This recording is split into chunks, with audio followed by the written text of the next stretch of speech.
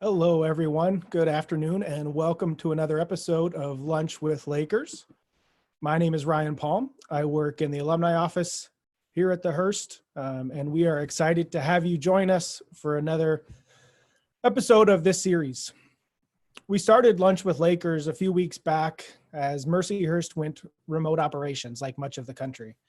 And we thought it would be a great opportunity to use technology to bring you a little bit of an inside look at Mercyhurst, how we were dealing with the COVID-19 pandemic, and just to educate you a little bit more about how things have been working at the Hearst, some of our latest and greatest offerings, and just a way of staying connected with the school.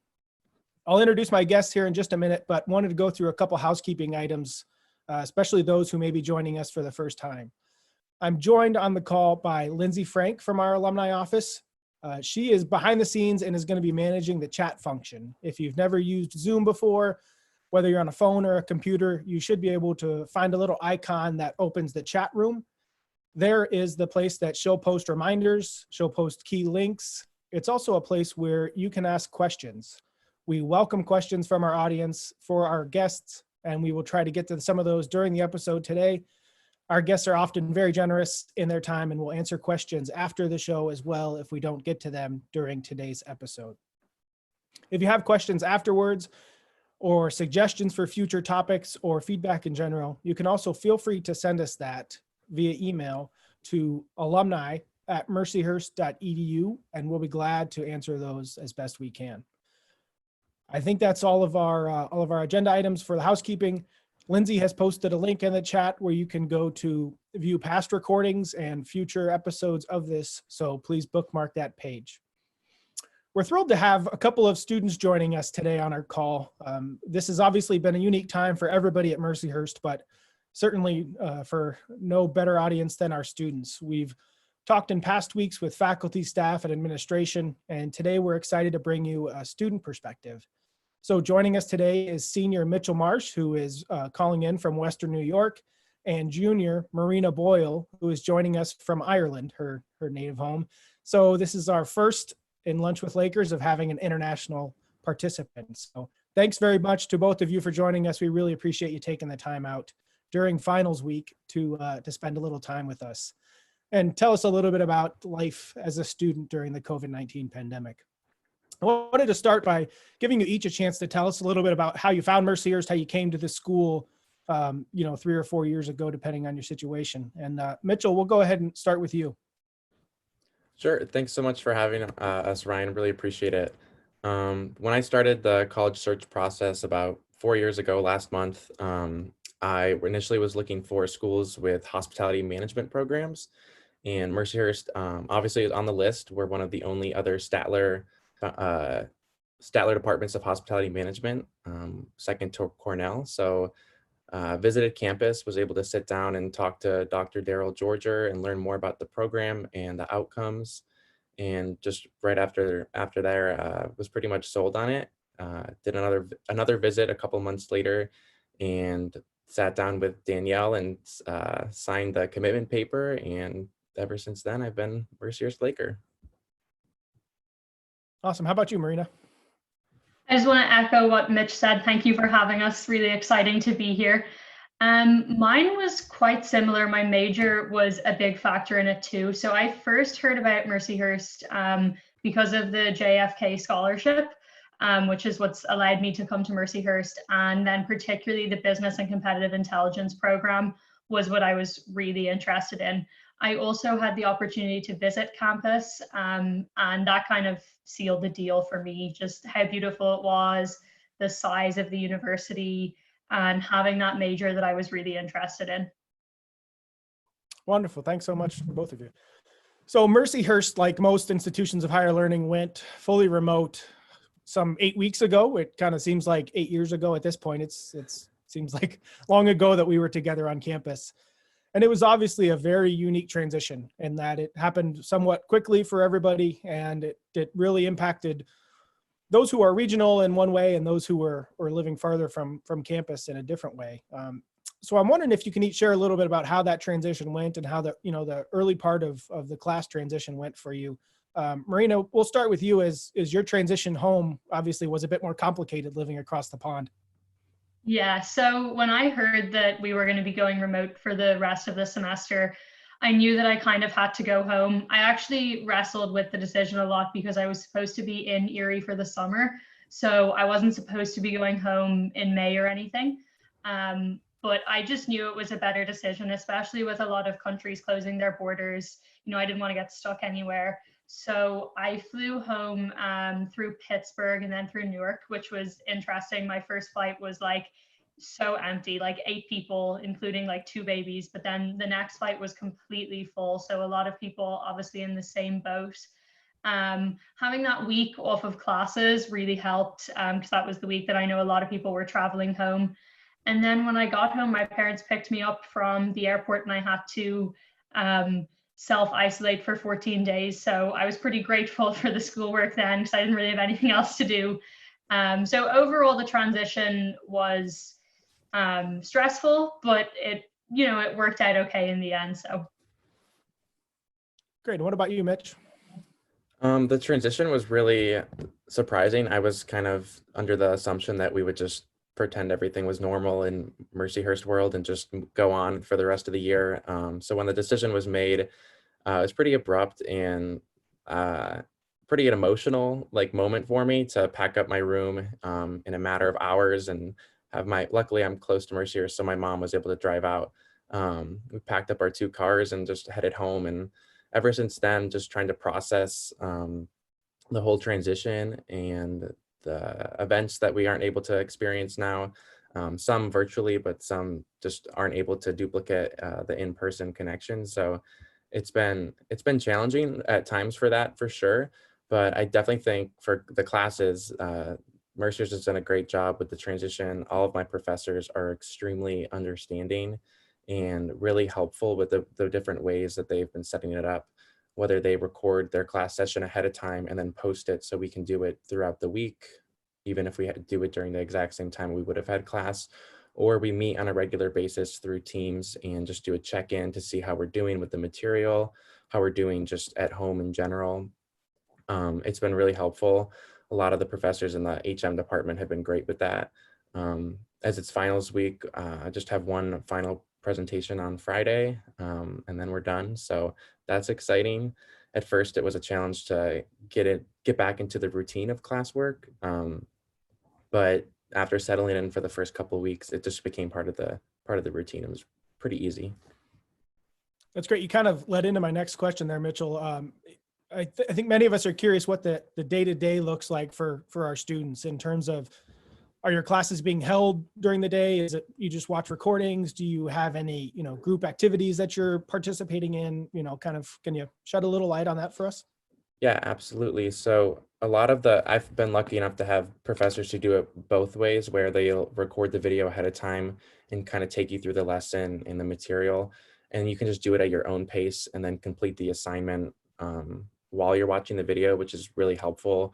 And I find that way like sort of the best way to learn, because a lot of students aren't able to take the classes at the exact same time they would have been at Mercyhurst. So having that flexibility is really, really nice.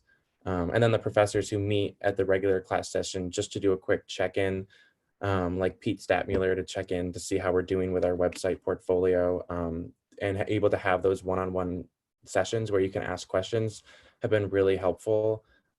Initially, I didn't think that would be easy with the transition to remote learning, but they've really gone like above and beyond to make sure they're here for us. And I won't have any problems completing the coursework, which is really, really nice.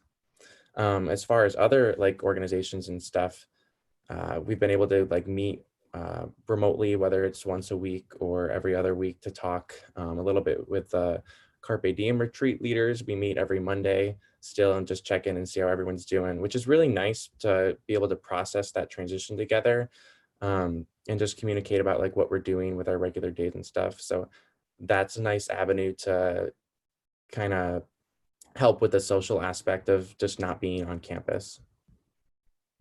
Great. And how about your experiences, Marina? What's your kind of day-to-day look like? It's got to be a little bit different being, 5 hours ahead of everybody else. yeah, so my earliest class is 2 p.m. So in the mornings, I maybe do some homework. I'm able to kind of stay in bed late, which is nice. So on a Monday, Wednesday, Friday, I actually only have one class because I had work study that day and a couple of other things, which I don't have now. So those days are pretty quiet. I just do my class at 2 o'clock. For all my classes, we have been meeting at the normal class time on Teams. And then on a Tuesday, Thursday, I have class from like 2:30 until 8:15 in the evening. So that's kind of an unusual one. But I've gotten very used to it. And what surprised me a lot is some of my professors that maybe use technology the least in class have adapted to this really, really well, and have integrated so much more technology into the classes, you know, with videos or PowerPoints that they send us in advance, those kind of things. So the transition overall has been good. And like Mitch said, I do also have some other meetings that I have, you know, weekly with students. So I've gotten very used to like 11 p.m. midnight meetings. But it's nice to see everyone. So that's important too, because otherwise I guess it would be like doing the academic part of college without any of the other activities. Sure. You mentioned one of the surprises that have come your way. Mitch, have there been any surprises that, you know, you maybe weren't expecting in this transition to remote learning? I've received a lot of packages from Mercyhurst and like letters and people reaching out and just seeing how we're doing. So that's been nice. Just like receiving little things here and there from Mercyhurst and from different people just to check in and see how we're doing. The other day we got a phone call from faculty and staff members just to check in. That was really nice and just really reminds us of the Mercyhurst community and like how special we are to have that communication and that the ability to reach out to one another. Even though we are apart, it feels like we're able to connect in such a different way. So that's been a surprise. I mean, never really would have thought that some of these senior events were to be able to go on remotely.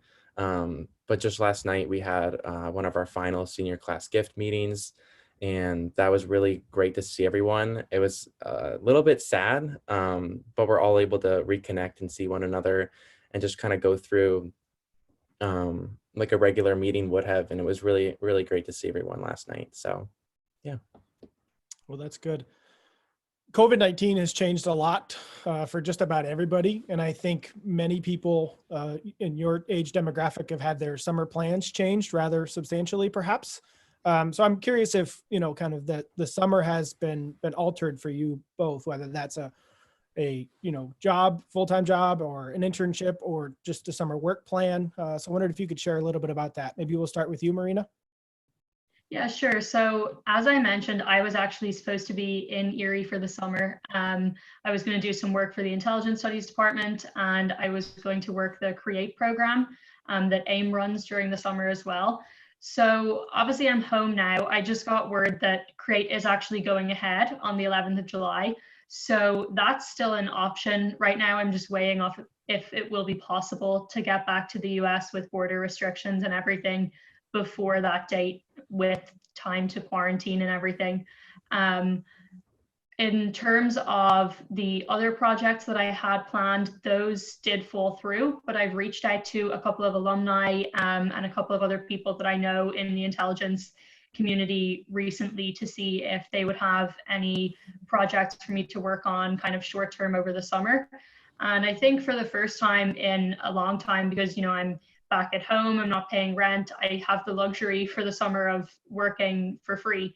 You know, we all have so much free time. So I did say, I just want to build my resume. If you have any projects, send them my way. So I'm hoping that might amount to something, but also just enjoying having time not to work and having time to reflect and relax.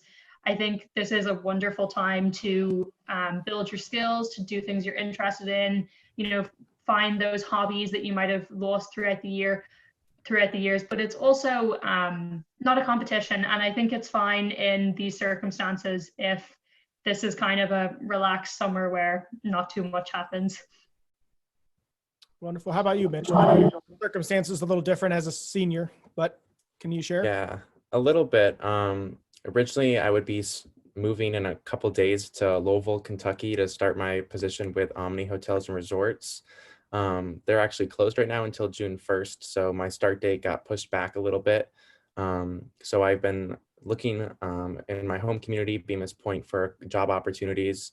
And it looks like I'll be returning to one of my former summer jobs at the Hotel Lenhart for a little bit, which has been great to reconnect with the owners who have become great friends of mine.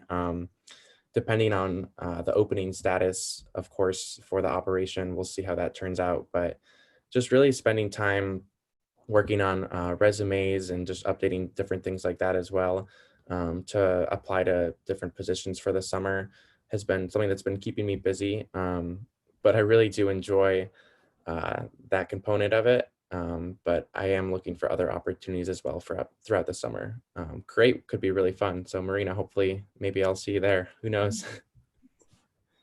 Well, that's great. Friendly reminder, kind of halfway through our time today, if you have questions for our panelists, please feel free to send those in via the chat. Just type it in and we'll do our best to get to that. Again, if you don't get it in time and we aren't able to get to it during this episode, we'll do our best to get those questions answered by our participants and send you that response via email. So get those questions in. So kind of switching gears a little bit away from the doom and gloom of COVID-19, we often talk at Mercyhurst about the importance of getting involved and really participating in different organizations and groups outside of the academic side. And I think you two are great examples of your success with that. And was hoping if you might share a little bit about some of those experiences, what you take away from them, and maybe how they help you with your career. We'll start with you, Marina. Sure. So Mitch and I have a couple of areas of involvement in common. We're both RAs. We've both been ambassadors. We're both involved with Habitat for Humanity. So involvement has really been central to my experience at Mercyhurst, and I think it's made Mercyhurst what it is for me. And I think recently, with everything going on, I've realized again how important involvement is, especially at this time, because that's what's kept me so connected to Mercyhurst right now, being so far away and being remote. It's that involvement that really forges connections. So for me, through clubs, through organizations, that's how I've made most of my friends. And it's really my favorite part of Mercyhurst. And specifically right now with Mercyhurst going remote, a lot of those things have had to kind of be sidelined because some of them just can't be virtual. But the Mercyad is one thing that I have been working on consistently since we went remote. So the Mercyad holds a record as one of the longest running student publications in the US. And in order to maintain that, you have to be, always publishing. So for example, let's say you started in 1909, but you didn't publish throughout the Great Depression, you would then lose that record. So the Mercyad has been publishing since 1929, and it's never stopped publishing for any reason, like, a war or any other thing like coronavirus. So we have continued to put articles out online, which has been a great way to involve people. People have a lot of time to read right now, so they've been getting a great response, and that's been a huge area of involvement for me. And then also just other organizations like ambassadors, we've been giving virtual tours. So I've really enjoyed that aspect of it and seeing all those opportunities evolve too. Wonderful. How about you, Mitchell? Yeah, as Marina mentioned, we're both RAs, and I was just reflecting on that with Megan McKenna, the director of Residence Life. I've been lucky enough to be an RA for 3 years, and to anyone interested in becoming an RA, or if you were an RA, I'm sure you can attest to how many transferable skills you learn in that position that you can apply to the real world. It's just unbelievable how much you learn throughout being an RA, being a mentor, leading programs, or being on duty. It's something that it really has made a great impact on my Mercyhurst experience. And I really couldn't imagine going through the past 3 years without having that experience. But it's been sad not to be able to connect with my residents. We have, of course, I've reached out virtually with them and kind of just touched base, but not being able to be there on a regular basis has been a little challenging at times, I'm sure. But another area of which I'm involved involved in is senior class gift, as I mentioned. That's been a fantastic experience, the highlight of my senior year for sure. Working with all these seniors to leave our mark on Mercyhurst and fundraise for our scholarship. The class of 2020 Mike Vogel Legacy Scholarship has just been such an unbelievable experience. And I'm so glad we were able to do that and meet our goal this year. Another area of which I'm involved in is ambassadors. As Marina mentioned, I've been lucky enough to share my love for Mercyhurst through a couple of virtual events. They've definitely been a little bit different, not walking around on campus, but being able to share just a little bit of your experience and answer some of their questions has been rewarding. So I've enjoyed that component as well. But definitely, if anyone's listening who's looking to get involved in Mercyhurst or just in any college in general, Mercyhurst provides so many opportunities to do that and have that experience. It just really makes your college experience that much better, and definitely recommend getting involved in whatever you're interested in doing. Wonderful. That's very well said. And certainly our kudos to you, Mitchell, and the senior class gift committee. You smashed the goal during some very challenging times. So it was an incredibly impressive effort by all the seniors. So kudos to you and those that did so much to help. I know it was a most impressive effort. So we know we have quite a few prospective students that watch these series and their parents. I like to think of them as future Lakers because once they get to know Mercyhurst, they're going to fall in love and definitely come visit us. And that's the truth. But I wondered if you each could share maybe a tip or two that you would extend to those high school seniors and their families that are looking at the college search, giving Mercyhurst some consideration. What would you offer as kind of your top tip? Why don't we start with you, Mitchell? I guess in the college search process, just don't be afraid to ask questions. It's where you're going to end up living for 4 years. So it's really important that you get familiar with your college setting and that you're not afraid to start that search process. I know when I was kind of nervous. I didn't really know what to expect, but it's a really, really big decision and one of the most important ones you're ever going to make. So definitely invest that time in your research, reach out to current students, reach out to alumni, but most importantly, just make sure you feel like you're in the right spot, you're in the right setting to where you're going to thrive, whether it be academically, extracurricular activities, and also just socially. The college that you choose is going to be a college that other like-minded individuals have also selected. So you're going to find good friends there. You're going to be comfortable. So just don't be afraid to reach out, ask questions, and really do your thorough research and find the right home for you. That's great. And how about you, Marina? What's your best tip? I think Mitch said that perfectly in terms of the college search, and it's basically a lot about community. And I would say when you get onto campus, get involved and have fun. And by doing both of those things, you'll really build your community and have a better experience because of that.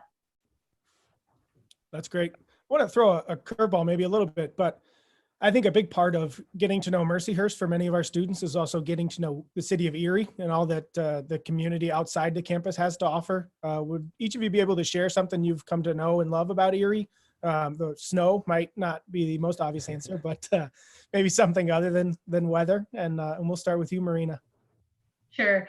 I love the summers in Erie, going to Sarah's, going to Presque Isle, the Celebrate Erie Festival in August. I think those are some of the best parts, and not just Celebrate Erie, but there's something like every weekend, whether it's like the Polish festival or so I think that's a great part of Erie. And Erie's a nice size, it's very accessible. There's a lot of opportunities to volunteer and do service. So there's a lot of great things about Erie if you get out and explore. And I think Mercyhurst is that really nice distance where it's not like going to college in the city. We have a lot of green space. It's very beautiful. We're that bit removed, but you're also not far away from everything that's going on if you want to be involved beyond the gates. Wonderful. I think my favorite thing about Erie, reflecting on the past 4 years, is that there's always a place to go explore. When I go explore Erie with my friends, we go to different small businesses, whether it be the Tap House, Molly Brannigan's, Presque Isle, Sarah's, anything down in that area. There's always these little shops that we find, or coffee areas like Ember and Forge, Pressed, places like that, that really just make Erie part of your home, and you get a sense of familiarity with the region, and it just becomes that extension of campus. Like Marina said, we have the green space, which is great, but once you go out and you explore beyond the gates, you kind of find these little areas that really make Mercyhurst so much more than just where you go to classes. You get involved in the Erie community, and right now, I wish more than anything that I could be driving down Presque Isle with my friends, having some ice cream at Sarah's. That would really just be a great ending to the senior year. And I know we'll get to do that eventually, but that's just one of the things I miss most about Erie. That's wonderful. It's really well said, both of you. Erie's a really great community.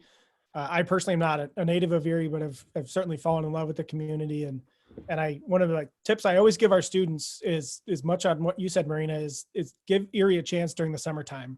Quite a few of our students come into Erie for the school year and then go right back home once summer comes. If you get the chance to spend a summer in Erie for an internship, for a summer job, please take advantage of it, because it's an incredible place that offers so much, and our weather just can't be beat in the summertime.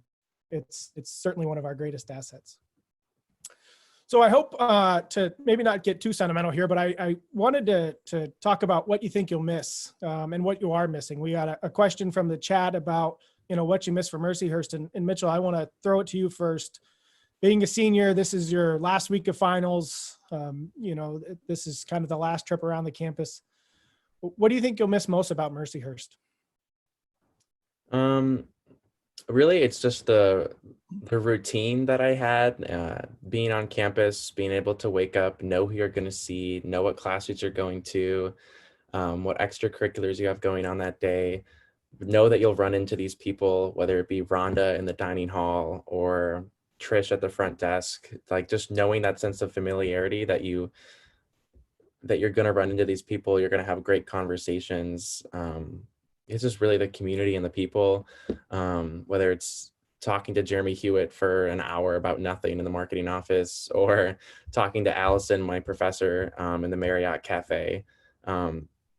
Just missing those conversations and the people will definitely be something that I've grown to love, and that I'll end up missing quite a lot. That's fair. And Marina, to you, you obviously have another year with us, so you don't have to give your parting wisdom necessarily. But I think you come from a unique circumstance in that your older sister attended Mercyhurst as well. So I think you knew a bit about the place before you got here. And I think I can go on a limb and say Rona had a good experience and had some good things to say. So give you kind of a two-part question. One is, what do you miss from campus now, being away from it? And two, has it lived up to the hype that Rona might have given you about how great Mercyhurst was?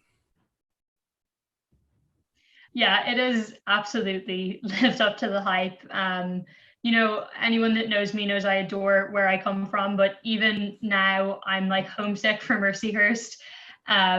So absolutely, it's everything that I expected it to be and more. And I just miss the people, just seeing my friends, seeing staff. That's what I miss the most. And it's great to have these virtual connections. They're extremely helpful. But it's so nice to just bump into someone by coincidence. And so I miss that kind of just those chats, like Mitch said, that you would have. But thankfully, I do have another year. So hopefully, fingers crossed, everything in the fall will be as normal and I'll have those opportunities back. Wonderful. So you both, as you mentioned earlier, are ambassadors, which for anybody who's not familiar, that's our incredibly talented group of student leaders who give the tours to prospective students, among other things. So I can only assume that each of you have wandered that campus dozens of times, pointing out, this building and that hall, and here's where you can eat lunch and all those different types of things. I'd be curious if each of you have a favorite spot on that tour to point out that, is something that means a little bit more to you than any other building or path on the campus. And being the elder statesman, we'll start with you, Mitchell. Do you have a favorite spot on the tour? This is going to sound funny, but the first thing that comes to mind is when you're walking across the old main area by the fountain, and you walk up towards Egan Hall, and you walk across this sidewalk. Freshman year, there wasn't this small sidewalk there, and it would get really muddy in the spring, and everyone would slip and fall over it. So naturally, I brought it up, and they added the sidewalk the next summer. And ever since then, I've always joked with my friends that it's my sidewalk, even though it's only like about this big. It's definitely something that I've mentioned a few times on tour, and the families seem to love it. And it's right by the ivy on the tower there, and it just looks really great. So I think that's something very small that I'll miss on tour, mentioning to the prospective students and their families. That's funny. We'll make sure we get a plaque put up at that tiny little piece of sidewalk that says this sidewalk brought to you by Mitchell Marsh, class of 20. I'll hold you to that, Ryan. I believe it. How about you, Marina? Do you have a favorite spot on the campus tour? Yeah, that's a great question. I've never been asked that before. For me, it's probably the student union, because I really like talking about student government. Now we have the Roost there, which is always like a fun thing to talk about on a tour. And I think that's maybe the point where you get to learn a lot about the prospective student as well, because you have a lot of opportunity there to ask what they're interested in and to tell them about a lot of the events that make Mercyhurst what it is. That's wonderful.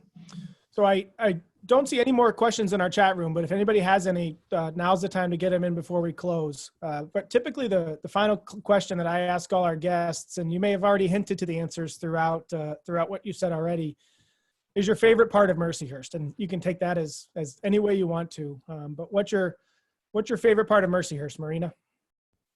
For me, it's the people. That includes Luke the Laker, the Hurst Hawk, all those personalities that make Mercyhurst what it is for me. That's awesome. And how about you, Mitchell? It has to be a similar answer of the people in the community. I could name so many people that I'm going to be missing across the next couple months and not be able to see them and say my goodbyes in person. But there's just so many people that I'm so grateful for to have met throughout my 4 years here. Whether it's I've only known them for a year or 2 years, it still feels like they have been there throughout the 4 years and have made such a great impact across Mercyhurst with whatever they do in their day-to-day position, but also just in everyday student lives. When I think that's kind of special to Mercyhurst is that whatever position the faculty and staff may have on campus, they make sure to meet students and engage with them, even if they're not in a direct student contact role. So I think that's what I'll miss the most. And going back earlier, Marina, I've never been asked that question either, my favorite part on tour. Besides the sidewalk, it definitely has to be Trinity Green. Whenever you're giving a tour through there and there's people like just sitting in hammocks or reading or on the benches there, it's just such a great spot to highlight the community that we have. And especially when it's a nice day out, to look at the clock and the Sister Damien Spirit Bell and be able to describe the purposes that those icons or those statues have on campus really just lights up the tour, and the family really always laughs at the Sister Damien story, and they really kind of get a sense of what Mercyhurst is right there in that point of the tour.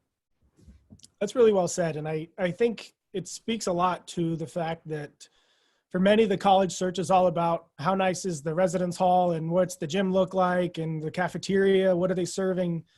But I think a consistent answer that separates Mercyhurst from many places is the people. And it's something that time and time again is what people cite as their favorite part of our campus. And so I hope that those that are listening today that are considering Mercyhurst and those that graduated from Mercyhurst 50 years ago know that I think what still carries us true and through are wonderful people that roam the halls, that serve the food, clean the floors, everything from top to bottom.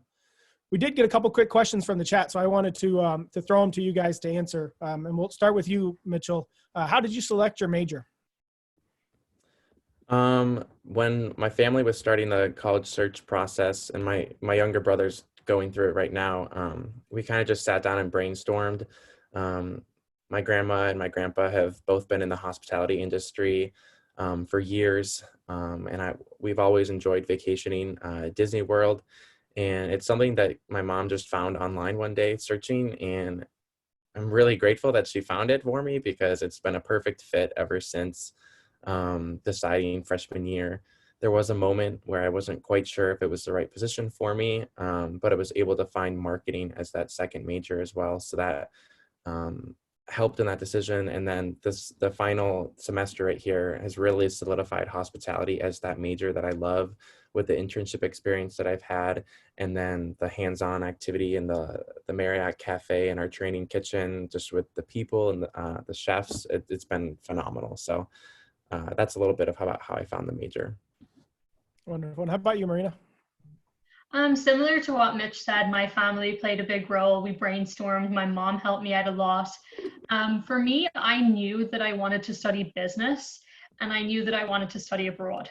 And I had decided that if I was, going to go very far from home, that I wanted to get a degree that I couldn't have just gotten at home for, a lot less money. And so when I stumbled across business and competitive intelligence, first of all, it was really niche. I thought it was very cool, and I had kind of a variety of different interests, and I love the idea that one major kind of combines two different departments, our business school and our intelligence studies department. And then also there was a member of the faculty, Shelley Frine, who was super helpful, really convinced me that this would be a good fit, and it has been. It's been a great fit. So that's wonderful. And we have kind of one more question in here that is kind of a question you would certainly get as an ambassador. So Mitchell, we'll give you kind of one last chance to put on your ambassador jacket and answer a prospective student question. How big is the population at Mercyhurst? Would you consider it a small school, big school? How would you describe our enrollment size, Mitchell? So Mercyhurst has roughly 3,200 students, undergrad and grad. Definitely classified as a small campus. We do have about 75 acres. But what's really nice is the academic buildings are kind of spread out across campus, and then housing is also spread out to one side. So it does kind of get that feeling of being like a little bit more spread out where you have your different areas. When you're over in the townhouses, you don't even feel like you're even close to the Mary Garden. So it's nice to have that separation, to feel like you're in a different area on campus. And what's nice, especially as a senior, I've noticed this, when you're walking around campus, you'll see familiar faces all throughout your years. But then as a senior, you kind of look around and you're like, who are these people? You're not really familiar with all of them, but you get to meet so many more people that way. And the connections are really strong too. So versus having so many people, it's nice to have the smaller setting to have stronger, more meaningful relationships. Well, that's wonderful. Well, I genuinely thank you both for your time. I know it's finals week, so you may have some work that you're finishing up. And it's really a wonderful chance to reconnect. And Marina, we appreciate you being our first international participant on Lunch with Lakers, which is pretty great. So thanks for doing that. A reminder to all, if you have questions you just thought of, you can always email us at alumni@mercyhurst.edu, and we'll be happy to share those with Marina and Mitchell. Please join us next week for another episode of Lunch with Lakers. You can find information about that in the chat room. Lindsay has pasted the link. We'll provide more information there as well. You can always reach out to us on the Mercyhurst website, mercyhurst.edu/alumni. Find out all the different offerings that we have, including for our alumni, another round of alumni trivia coming up later this month. So stay tuned for that. We appreciate your time. We appreciate Mitchell and Marina joining us. We wish you all the very best out there. Carpe diem and stay safe.